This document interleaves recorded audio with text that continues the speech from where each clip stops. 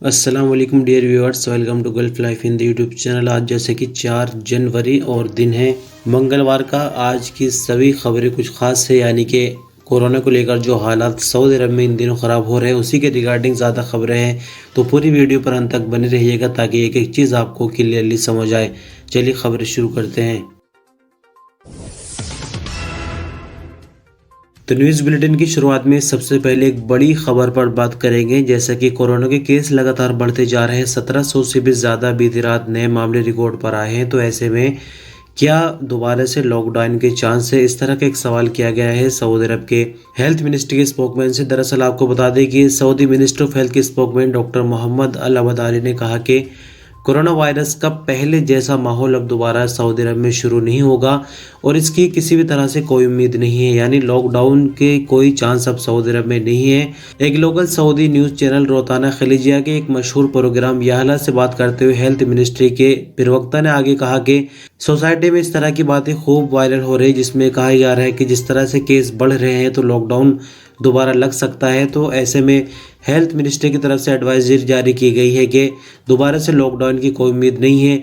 Corona के जो नए मरीज सामने आ रहे हैं उनमें ज़्यादातर मरीज ऐसे हैं जिन्होंने वैक्सीन नहीं लगवाई है, या अगर वैक्सीन लगवा भी ली है तो बूस्टर शॉट जिन्होंने ली है उनको ज़्यादा कोरोना लग रहा है। साथ ही आपको बता दें कि हेल्थ मिनिस्ट्री का यह भी कहना है कि इन दिनों जिन लोगों ने वैक्सीन ले ली है उन्हें वायरस तो लग रहा है, लेकिन वायरस लगने के साथ साथ जो क्रिटिकल यानी नाजुक मरीज है उनकी तादाद कम है। लेकिन उसके बावजूद भी जैसा पहले हमने देखा, यानी वैक्सीन हमारे बीच में नहीं थी और मरने वालों की तादाद लगातार बढ़ रही थी, तो ऐसा कुछ भी नहीं है। ख़तरा तो हमारे बीच में मौजूद है, लेकिन पहले से अगर कंपेयर किया जाए तो पहले जैसा ख़तरा नहीं है। लिहाजा लॉकडाउन का माहौल सऊदी अरब में दोबारा नहीं बनेगा। सऊदी मिनिस्टर ऑफ हेल्थ की तरफ से कोरोना वायरस से लड़ने और लोगों को बचाने के लिए बनाई गई कमेटी वकाया ने बसों से सफर करने के लिए कुछ नई गाइडलाइन जारी की है, यानी जो पुरानी एसओपीज थी उनको अपडेट किया है। तो सबसे पहले तो नियम ये लगाया है कि बसों में सफर करने के लिए तवक्कल ऐप में हेल्थ स्टेटस इम्यून होना जरूरी है। हेल्थ मिनिस्ट्री की तरफ से आगे कहा गया है कि शहर के अंदर बसों से सफर करने वालों के लिए जरूरी होगा कि वो बसों में सवार होते वक्त मास्क का इस्तेमाल करेंगे। बस पर सवार होने की इजाजत सिर्फ ऐसे लोगों को दी जाएगी जिनके पास टिकट पहले से मौजूद होगा, यानी बस में सवार होने के बाद टिकट खरीदने की सुविधा अब नहीं मिलेगी। सोशल डिस्टेंसिंग की भी पाबंदी करनी ज़रूरी होगी। अगर बस अड्डे ऐसी जगह हो जहां तवक्कल ऐप के ज़रिए पैसेंजर्स के स्टेटस को चेक नहीं किया जा सकता, तो ऐसे में स्टैंड पर मास्क और सोशल डिस्टेंसिंग की पाबंदी ज़रूरी करनी होगी। सवारियों के बीच में एक सीट खाली छोड़ी जाएगी। सफ़र से पहले सीटों की बुकिंग को मुमकिन बनाया जाए, यानी बस के अंदर टिकट जैसे कि बंद कर दिया गया है तो इसलिए पहले ही टिकट खरीदना होगा और एक सीट बीच में छोड़नी होगी। एक फैमिली के लोगों को एक साथ बैठने की इजाज़त होगी। बसों के सामने वाला दरवाज़ा सवारियों के चढ़ने के लिए, जबकि पीछे का दरवाज़ा सवारियों के उतरने के लिए रिजर्व किया जाएगा। बस में सवारियों को खड़े होने की इजाज़त बिल्कुल नहीं दी जाएगी। सोशल डिस्टेंसिंग को मेंटेन करने के लिए बसों के फर्श पर स्टिकर चिपकाया जाए जिससे 1.5 मीटर की दूरी बनाई जा सके। बस में भीड़ न होने दी जाए। बस पर सवार होते उतरते वक्त, जबकि बसों के इंतज़ार के वक्त भी भीड़ को कंट्रोल किया जाए। तो इस तरह से ये कुछ नियम बसों के हवाले से हैं। बाकी आगे और भी न्यूज़ है, पूरी वीडियो पर अंत तक बने रहें। तो बसों के साथ साथ रेलवे ने भी नई गाइडलाइन जारी कर दी है। दरअसल सऊदी रेलवे ने कहा है कि 12 साल या उससे ज़्यादा उम्र के सभी पैसेंजर को मोहसिन यानी इम्यून कैटेगरी में होना ज़रूरी है।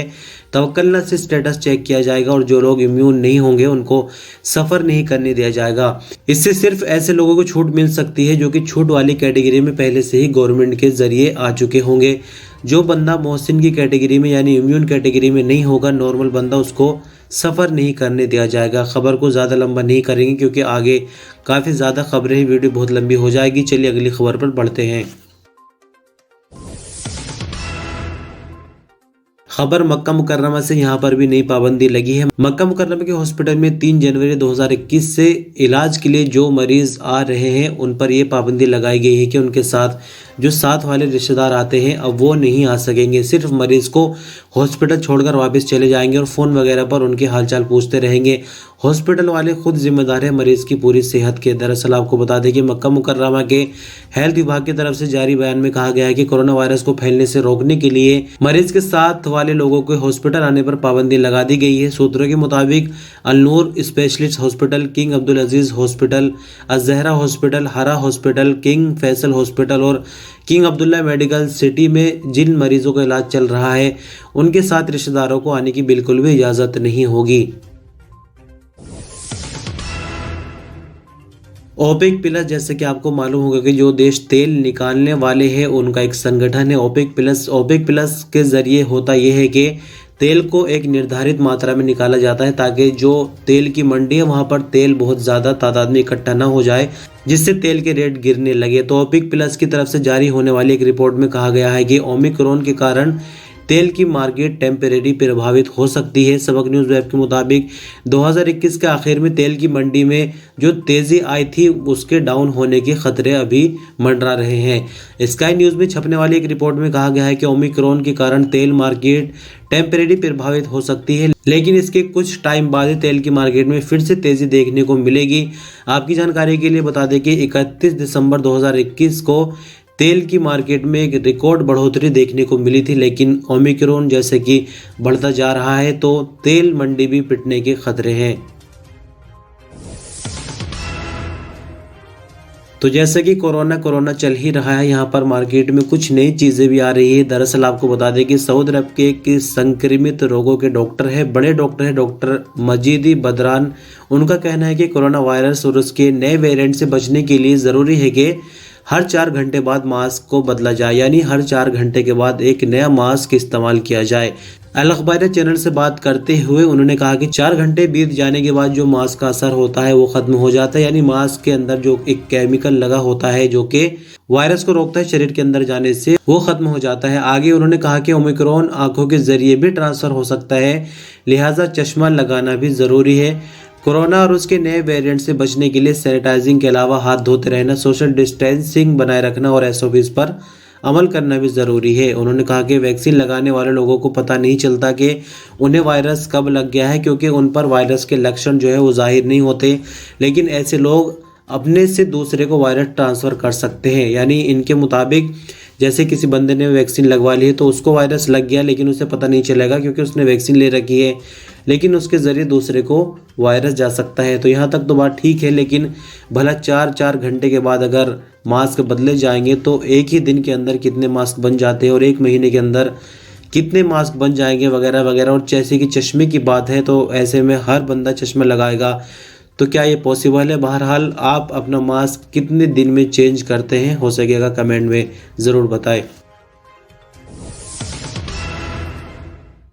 सऊदी अरब की जनरल स्टैटिस्टिक्स अथॉरिटी, यानी आसान शब्दों में समझे तो सऊदी अरब के सर्वे करने वाली विभाग का कहना है कि लेडीज़ को गाड़ी चलाने की इजाज़त मिलने के बाद से सऊदी अरब में 2 लाख जो फैमिली यानी प्राइवेट ड्राइवर थे वो कम हो गए हैं, यानी मार्केट से 2 लाख जॉब्स ड्राइवरों की ख़त्म हो गई है। आजिल न्यूज़ के मुताबिक स्टैटिस्टिक्स अथॉरिटी ने ड्राइवरों की तादाद में कमी का कारण बताते हुए कहा कि 2017 तक औरतों को सऊदी अरब में ड्राइविंग की इजाज़त नहीं मिलती थी। इजाज़त मिलने के बाद ड्राइवरों की तादाद में कमी आना शुरू हो गई। कुछ परिवार विदेशों से अब ड्राइवर इंपोर्ट नहीं करते क्योंकि वो अब इस हवाले से खुद कफील बन चुके हैं। 2021 की तीसरी तिमाही के दौरान ड्राइवरों की तादाद 1.75 यानी 2.25 मिलियन रिकॉर्ड की गई थी, जबकि 2020 की तीसरी तिमाही के दौरान इनकी तादाद 1.94 यानी 1.94 मिलियन थी।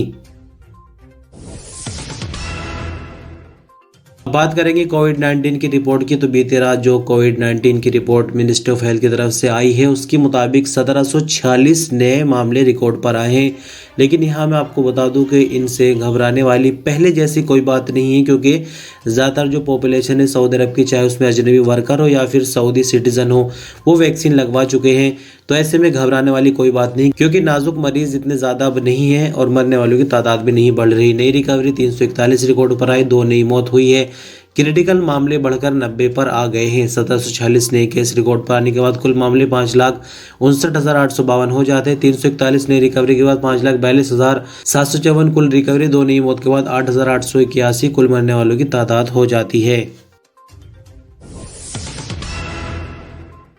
हौसियों के हमले सऊदी अरब पर अक्सर होते रहते हैं, आप सुनते हैं, लेकिन यहाँ पर एक बड़ा काम हौसियों ने कर दिया है। दरअसल आपको बता दें कि यूनाइटेड अरब अमीरात से सऊदी अरब के जाजान एयरपोर्ट पर एक समुद्री जहाज आ रहा था, जो कि काफ़ी सामान था उसके अंदर, मेडिकल से संबंधित सामान था, जैसे कि एम्बुलेंस, मेडिकल इक्विपमेंट, टेलीकम्युनिकेशन के डिवाइस, खेमे, किचन के इस्तेमाल, यानी जो ज़्यादातर सामान था उसके अंदर मेडिकल पर्पज से इस्तेमाल होने वाला ही सामान था। तो इसको हाईजैक कर लिया है हौसियों ने, और कई तरह की धमकियां सऊदी अरब की तरफ से यूनाइटेड अरब अमीरात की तरफ से दी जा रही है। हालांकि इंटरनेशनल स्तर पर भी इसकी कंप्लेन की गई है, दूसरे स्क्रीनशॉट में आप देखिए, दूसरी तस्वीर में, लेकिन अभी तक कोई कार्रवाई ऐसी नहीं हुई।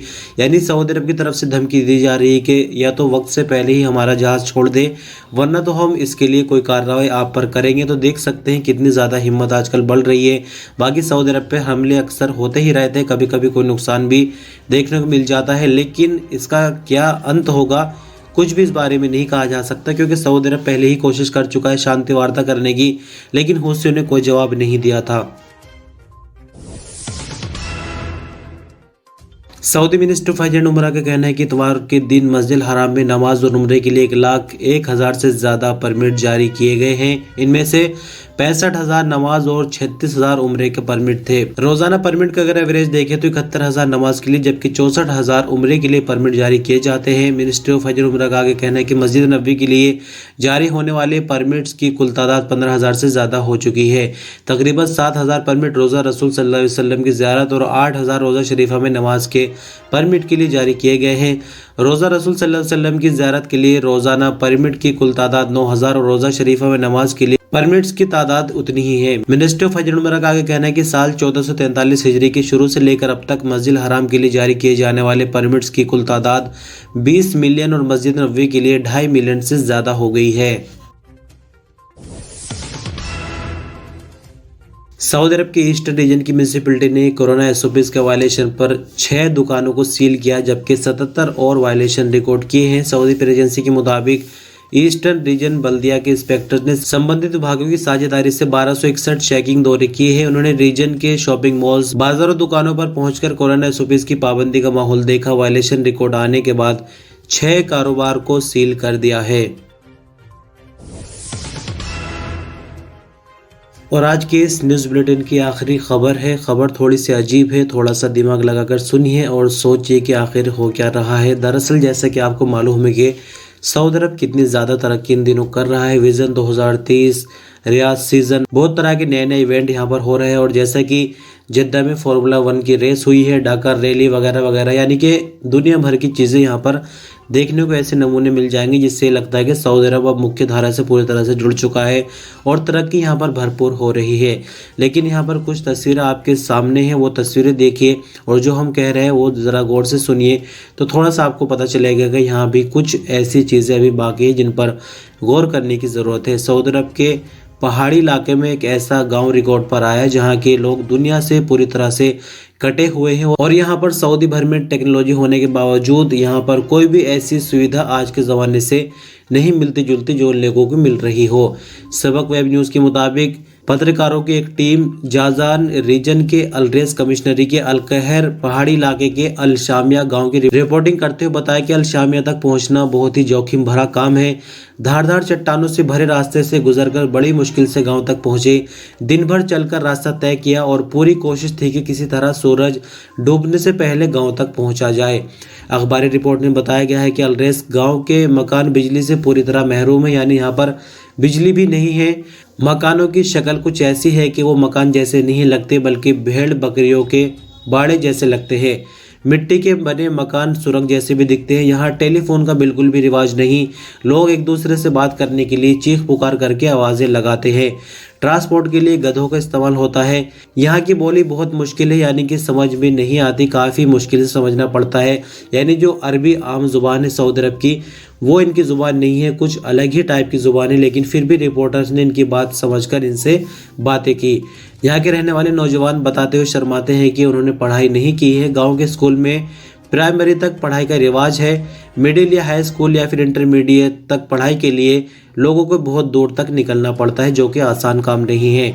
याहिया अल रईसी नाम के एक बुजुर्ग ने बताया कि वो डायबिटीज, दमे और दूसरी लाइलाज बीमारियों में शामिल है। उनका खानदान बहुत ही गरीबी के नीचे जी रहा है। उनकी इनकम की सोर्स का सिर्फ एक ही जरिया है कि उनका एक भाई फिजिकली डिसेबल्ड यानी विकलांग है, जिसकी वजह से उसकी पेंशन बंधी हुई है।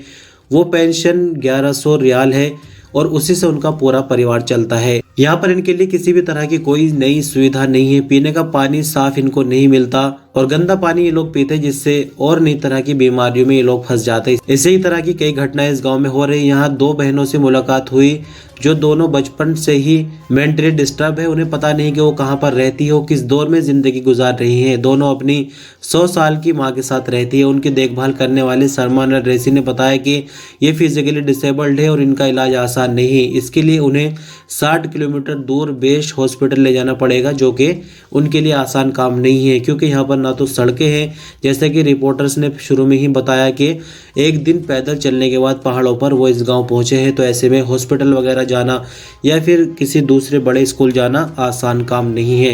इस गांव के लोगों की बातें थोड़ी कहानी जैसी लगती है, क्योंकि जिस तरह का माहौल दुनिया भर में इस टाइम बना हुआ है, तो ये लोग काफ़ी पीछे पड़े हैं। ये लोग अपनी मैयतों यानी लाशों को घरों के बराबर में ही दफना देते हैं। इनकी ख्वाहिश है कि जो लोकल अथॉरिटी यानी सऊदी गवर्नमेंट है, वो इनको सही रिहाइश यानी रहने के लिए घर उपलब्ध कराए और इनकी इनकम की सोर्स के लिए भी कोई रोज़गार इनको दे, ताकि ये भी अपनी सही ज़िंदगी गुजार सके। तो आखिर आपको ये खबर सुनने के बाद कैसा लगा? शायद आपने कभी सोचा भी नहीं होगा, क्योंकि बहुत बड़ी तादाद में विदेशों से लोग सऊदी अरब काम करने आ रहे हैं और काफ़ी अच्छा पैसा कमाते हैं। लेकिन उसी के साथ साथ सऊदी अरब में भी इस तरह के इलाके हैं, ऐसे लोग हैं। तो सुनकर काफ़ी हैरानी आपको भी हुई होगी। बहरहाल शुक्रिया, बस इस वीडियो में इतना ही। अपना ख्याल रखिएगा। अल्लाह हाफिज़।